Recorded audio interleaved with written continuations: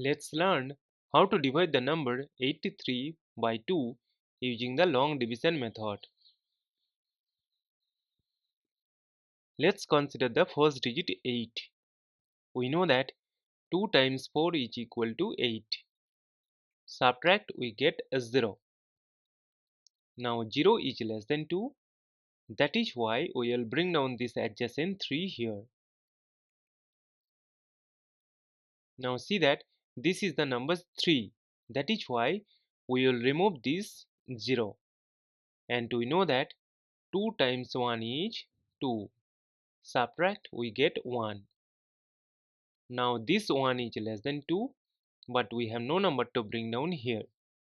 That is why we need to borrow 1 0, and for that we need to put a decimal here. And we know that 2 times 5 is equal to 10. Subtract, we get a 0.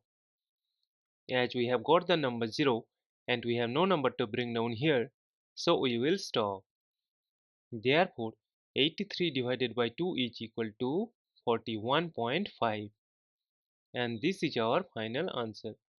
Thank you for watching. Please like, share and comment on the video. Also do subscribe the channel.